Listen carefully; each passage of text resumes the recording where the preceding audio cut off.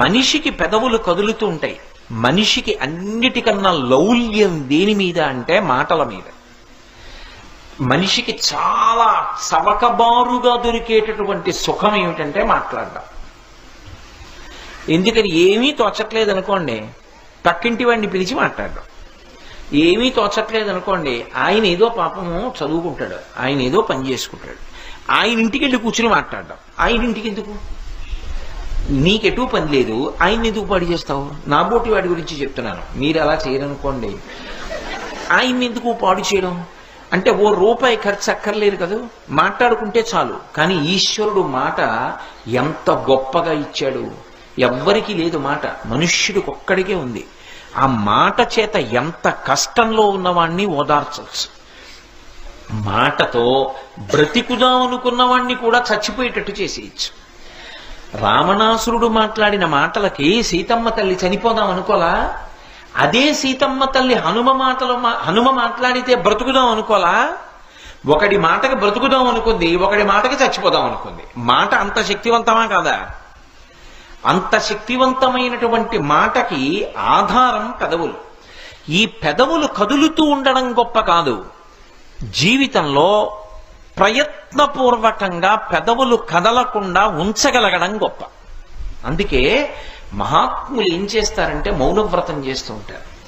చంద్రశేఖరేంద్ర సరస్వతి మహాస్వామి వారు ఎప్పుడైనా ఎక్కడైనా నోరు విప్పి ఏదైనా మాట్లాడారనుకోండి, తెల్లమారేటప్పటికి కనీసం అది 200 భాషల్లోకి తర్జుమా అయ్యేది. ఆయన మాట్లాడారు అంటే సరస్వతీదేవి మాట్లాడింది, కామాక్షి పరదేవత మాట్లాడిందని గుర్తు. అందుకే నడిచే దేవుడు అని పేరుగాంచారు.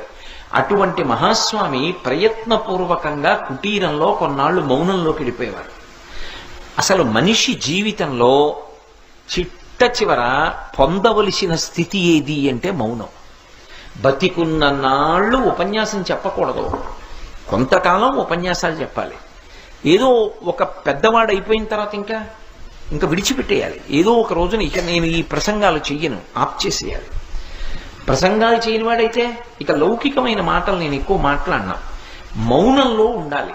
అసలు తరించుట, ఆత్మను అనుభవించుట అనేటటువంటిది మౌనంలోనే జరుగుతుంది. మౌనము ఆత్మని అనుభవించేటటువంటి స్థితి. వాక్కు దానికి భంగకరం. ఆ మౌనంగా ఉండడం రావాలి మనిషికి. అన్నిటికన్నా గొప్పది ఏది అంటే మౌనమే. అందుకే ఏ మాట మాట్లాడితే ఏదొస్తుందో అంటారు. ఎవరి దగ్గర ఎంత మాట్లాడాలో, ఎప్పుడు ఎంత మాట్లాడాలో తెలిసి ఉండాలి. భూపసభాంతరాళ మన పుష్కళమాచతురత్వ మాజి బాహాపటు శక్తియున్ యశమునందనురక్తియు ప్రకృతి సిద్ధగుణంబులు సజ్జనాళికిన్నంటాడు భర్తృహరి. అదే పనిగా మాట్లాడకూడదు. ఎవరితో మాట్లాడుతున్నావు అన్నది దృష్టిలో పెట్టుకుని బహు తక్కువ మాట్లాడాలి. పెద్దలతో మీరు మాట్లాడుతున్నారనుకోండి, మీరు మాట్లాడింది బహు తక్కువ ఉండాలి, మీరు విన్నది చాలా ఎక్కువ ఉండాలి. గురువు గారితో మాట్లాడుతున్నాను అనుకోండి, గురువు గారు మాట్లాడింది వినాలి. జవాబు చెప్పవలసి వస్తే బహు తక్కువ మాట్లాడాలి. అందుకే వాక్కు అంటే స్వామి హనుమ. అంత హనుమ లంకాపట్టణానికి వెళ్లి సీతమ్మ తల్లి దర్శనం చేసి రాక్షస సంహారం చేసి తిరిగొస్తే అంగదుణ్ణి కూర్చోపెట్టి వానరుల్ని కూర్చోపెట్టి మాట్లాడితే తను వెళ్ళిన విషయాలన్నీ వర్ణిస్తారు. రాముడు పిలిచి ఏమైందని అడిగితే దృష్ట్వా సీత అంటారు. సీతమ్మ చూడబడినది అంతే. పెద్దల దగ్గర ఎక్కువ మాట్లాడకూడదు, పెద్దల దగ్గర వినాలి. జీవితంలో మౌనం పాటించాలి, తక్కువ మాట్లాడాలి. ఎవరు ఎక్కువ మాట్లాడతాడో వాడి ఆయుర్దాయం తరిగిపోతుంది. 100 సంవత్సరములు బ్రతకవలసిన వాడు ఎక్కువ మాట్లాడేటటువంటి అవసరాన్ని పెట్టుకుంటే 80 సంవత్సరాలకు వెళ్ళిపోతాడు. ఎవరు ఎక్కువ మాట్లాడకుండా ఉంటాడో వాడు దీర్ఘాయుష్మంతుడు అవుతాడు. అందుకే గురువు చేసేటటువంటి మహాత్యాగం ఏమిటి అంటే 10 మందికి మంచి మాటలు చెప్పడం. గురువు గారు మాట్లాడకుండా కూర్చుంటే లోకానికి జ్ఞానం ఎలా అందుతుంది? తన ఆయుర్దాయం పోతోందని తెలిసి మాట్లాడుతున్నాడు. అది గురువు చేసే త్యాగం. అందుకే గురువు శరీరాన్ని శిష్యులు రక్షించుకుంటారు. మిగిలిన పనుల విషయంలో గురువుగారు ఇబ్బంది పడకుండా చూసుకుంటూ ఉంటారు. కారణం ఏమిటంటే గురువుగారు ఎక్కువ కాలం బ్రతకాలి, బ్రతకపోతే దారి చూపించేవాడు ఎవరు? అందుకని. అంతేకాని అదే పనిగా మాట్లాడండి అనరు. కారణం ఏంటంటే గురువు ఎక్కువ కాలం బ్రతకాలి కాబట్టి, లేకపోతే లోకంలో దారి చూపించేవాడు ఉండడని. ఈ మౌనంగా ఉండండి అని చెప్పవలసి వస్తే మనం ఏమంటాం నోటి మీద వేలేసి చూపిస్తాం.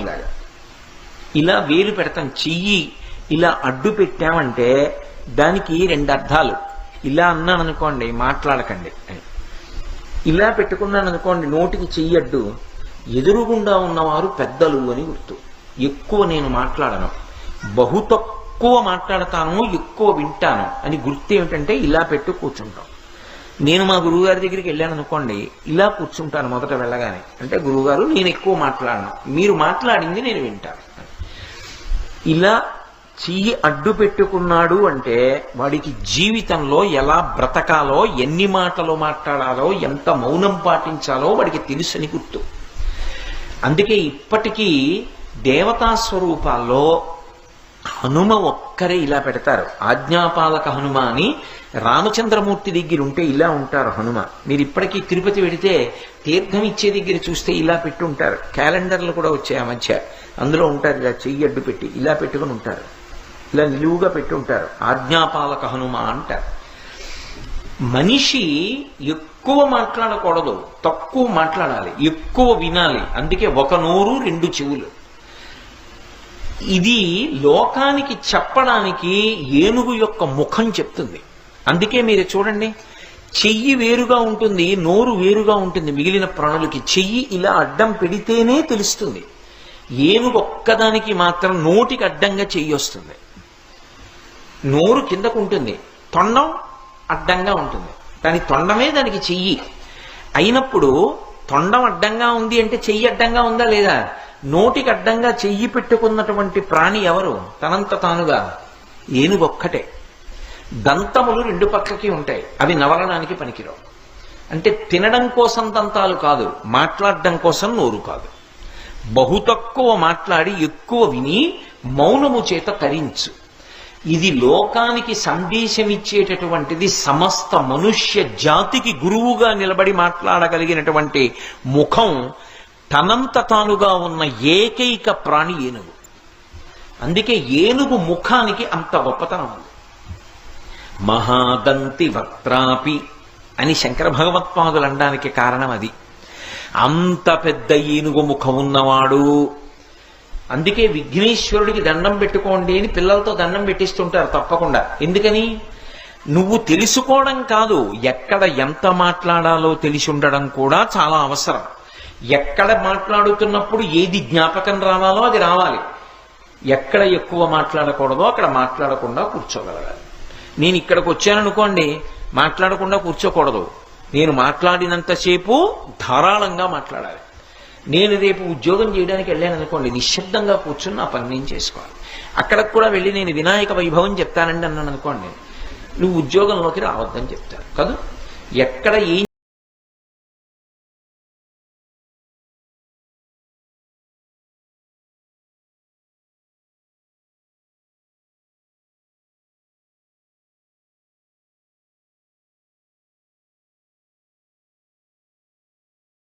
తృణమంతా చెడు ఉందనుకోండి, దాన్ని ఎందుకు పట్టుకు రాపాడిస్తారు? అది వదిలిపెట్టండి. కొండంత మంచి ఏదుందో దాని వంక చూసి నమస్కరించడం నేర్చుకోండి. అది చేత కాకపోతే జీవితంలో అడుగడుగున, ఆఖరికి ప్రయాణం చేసేటప్పుడు మీ ఎదురుగుండా కూర్చున్న వ్యక్తిలో కూడా దొంగను చూడగలరు. ఏమిటండి అలా ఉన్నాడు, రాత్రి పెట్టెత్తుకుపోడు కదా అంటాడు. ఆయన ఎలా ఉంటే నీకెందుకు? ఆయన ఏ మహాత్ముడు, ఎలా ఉన్నాడు? స్నేహభావం, అందరి యందు మంచిని చూడడం నేర్చుకోండి.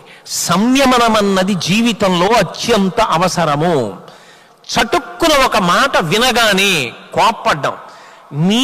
మీరు ఎవరితోనన్నా విభేదిస్తే విభేదించండి, ఏమీ తప్పు కాదు. విభేదించడం ప్రజాస్వామ్యంలో అంతర్లీనమైన విశేషము.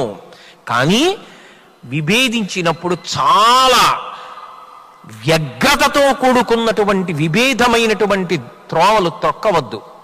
అత్యంత ప్రశాంతతతో కూడుకున్నటువంటి చర్చలకు మాత్రమే అవకాశం ఇవ్వండి. మీ తరంలో అలా అలవాటైతే అక్కర్లేని సమస్యలు తలెత్తవు. నదీ వివాదాల దగ్గర నుంచి ప్రతి చిన్న విషయంలో జటిలమైపోవడానికి కారణం ఇవాళ భావముల యందు, అభిప్రాయముల యందు సంయమనం లేకుండా ప్రతి చిన్న విషయానికి పట్టుదలకి పోవడం ప్రధానమైన కారణం అవుతోంది. అలా కాకుండా ఉదారమైనటువంటి బుద్ధితో ముందు అవతల వాళ్ళు చెప్పినటువంటి మాట వినడం నేర్చుకోండి. ఒక్కొక్కసారి బాగా గుర్తుపెట్టుకోండి, మాట కఠినంగా ఉండొచ్చు, కానీ అందులో చాలా గొప్ప సారం ఉండవచ్చు. మీ అభివృద్ధిని కాంక్షించి అందులో ప్రతిపాదన ఉండవచ్చు. దూద్ పేడ అన్నాను అనుకోండి, అది వినడానికి అసహ్యంగా అనిపించవచ్చు. దూద్ పేడ అని నేను మీ చేతిలో పెడితే ఆ పేరు ఏమిటి అలా ఉందని పక్కన పడేయకండి. ముక్క విరిచి నోట్లో వేసుకోండి, అది పాలకోవా. పాలకోవా పేరు దూద్ పేడ. దూద్ పేడ అన్నాను కదా అని నోట్లో వేసుకోకపోతే పాలకోవా మీరు కోల్పోవట్లా? మాట కఠినంగా ఉందని మీరు అనుకోకండి. ఒక్కొక్కసారి కఠినమైన మాట వెనక మీ యొక్క అభ్యున్నతిని ఉద్దేశించి చెప్పగలిగిన గొప్ప హృదయం ఉంటుంది. రామాయణంలో మారీచుడు రావణాసురుడితో మాట్లాడుతూ ఒక మాట అంటాడు, సులభాః పురుషారాజన్ సతతం ప్రియవాదినః అప్రియస్యతు పథ్యస్య వక్తా శ్రోతాచ దుర్లభః. లోకంలో మనకెందుకు వచ్చిన గొడవ, అబ్బా మీరెంత మంచివారండి అని ఓ మాట అంటే గొడవ వదిలిపోతుంది అని తప్పించుకునే వాళ్ళే ఎక్కువ మంది ఉంటారు. కానీ అవతల వాళ్ళు వృద్ధిలోకి రావాలి అన్న ఉద్దేశ్యంతో కఠినంగానైనా మాట్లాడి వాళ్ళ జీవితానికి మేలు చెయ్యాలనుకునేటటువంటి వాళ్ళు తక్కువ మంది ఉంటారు. అలా మాట్లాడగలిగిన ధైర్యశాలి ఉన్నా అది విందాం పాటిద్దామన్నవాడు లోకంలో ఉండడు.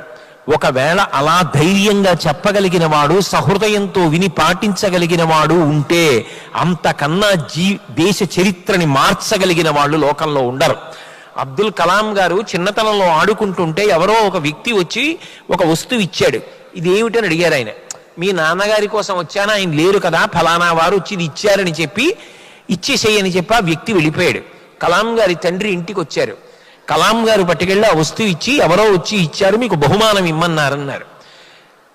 ఈడ్చి దవడ మీద కొట్టారు తండ్రి గారు. చిన్ని కలాం కింద పడిపోయారు. తండ్రి బాధతో పైకి లేపి ముద్దు పెట్టుకుని, నాన్న ఎందుకు కొట్టానో తెలుసా, తగిన కారణం లేని కానుకలు పుచ్చుకోకూడదు. ఎందుకు పుచ్చుకున్నావు ఇంత ఖరీదైన కానుక? మా నాన్నగారికి ఇస్తానని పుచ్చుకున్నావే, ఇప్పుడు ఈ కానుక ఇవాళ ఇచ్చిన వాడు రేపు ఏదో అవసరం కోసం నా దగ్గరికి వస్తాడు. అది ధార్మికమైన అవసరమైతే తప్పేం కాదు. అధార్మికమైన అవసరం కోసం నా దగ్గరికి వస్తే ప్రమాదం జరుగుతుంది కదా. అన్ని వేళలా తగినంత కారణం లేని కానుకలు పుచ్చుకోకూడదు. ఎందుకు పుచ్చుకున్నావు, ఇది జ్ఞాపకం పెట్టుకో అన్నారు.